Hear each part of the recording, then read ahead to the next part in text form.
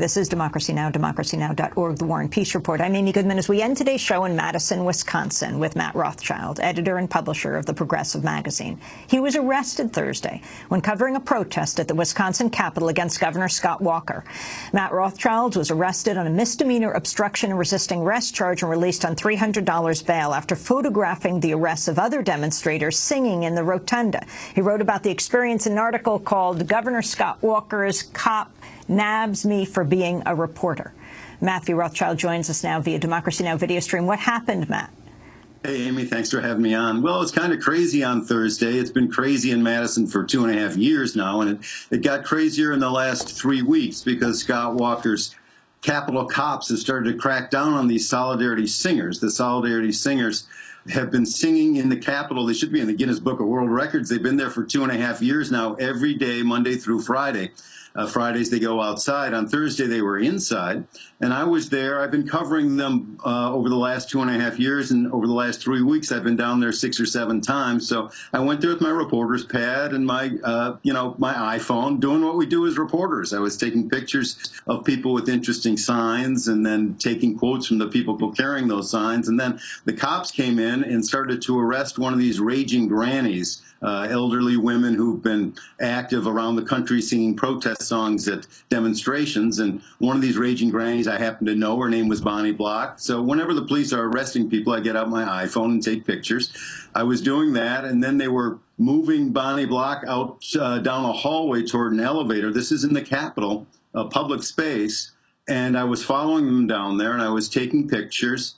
And they said, you can't come here. And I said, well, I'm a reporter. I'm with the Progressive magazine. They said, no, you can't come here. I said, I'm with the press. I have a right to be here.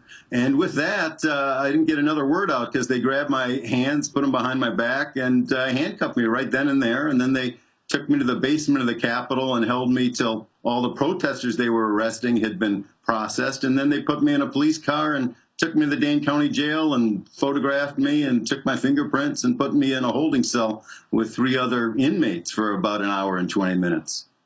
And then what happened? Well, then they let me go on $300 bond. They actually added a $15 processing fee that I'm never going to get back, and they gave me a court date for September 23rd. Matt, I was watching this morning Governor Scott Walker on MSNBC, and he was being hailed, and he was talking about taking the state from, I think he said something like, what was the debt, $3.5 billion debt to $1.5 billion in the black right now, and coming for the increasing bond rating for Wisconsin. What does that all mean? Well, he's getting ready to run for president, if you can believe that, and it's horrifying for anyone who's been living here in Wisconsin or anyone watching what he's done to this state.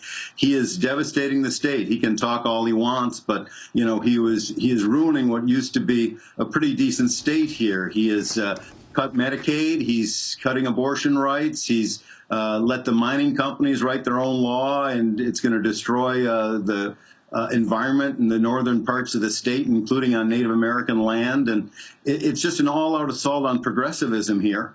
And I don't think he's going to win, but I think with every one of these arrests, maybe he's raising money from the Koch brothers. Who knows? What about what is happening in Wisconsin as a model for the state? Of course, the Koch brothers got their start in Wisconsin, and the significance of that. Wisconsin as a model, and where the mass protests have gone from 2 years ago, which saw the largest protests in Wisconsin history. Well, Scott Walker is a puppet of the American Legislative Exchange Council, ALEC, and of the Koch brothers. And he has occasioned huge protests here, record protests here, and these solidarity singers are the remnant of those 100,000 people who were around the Capitol Square in Madison back in February and March of 2011. But there are going to be more people there today.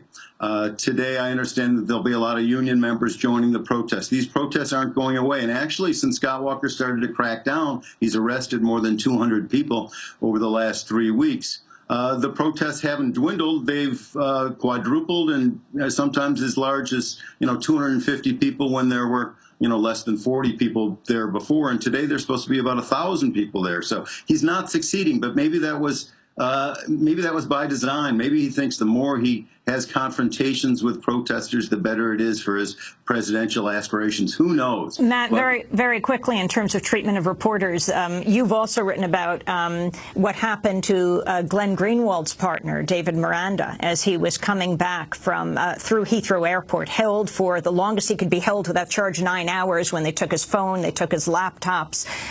Glenn Greenwald, of course, famous for writing the articles based on Ed Snowden's leaks. The significance here. It's absolutely outrageous. And it tells me, and it should tell all of us, that there's this huge assault on freedom of the press, and that British security forces, probably under direction from U.S. security forces, are after Glenn Greenwald. And now, instead of going after Glenn Greenwald, which would have been outrageous in its own right, they're going after his partner, his lover, which is, as Glenn Greenwald pointed out, absolutely disgusting and something that the mafia even wouldn't do. And we need to tell everyone who believes in free press to protest what the British government is doing and stand up for Glenn Greenwald. Too many people in the United States in prestigious jobs in the U.S. media have been snarky about Glenn Greenwald for so long, and he should get a prize for this Snowden report, and he needs to be defended right now. All of our freedoms of the speech and of the press need to be defended, from the national surveillance state to international surveillance state. And finally, the quote of Time magazine senior national correspondent Michael Grunwald, who tweeted, "I can't wait to write a defense of the drone strike that takes out Julian Assange." WikiLeaks responded for Times editor-in-chief Tina Brown to fire Grunwald, calling for Assange to be killed. Your quick response. He should be fired. No reporter, no journalist, no pundit who has any respect for the First Amendment should beg for the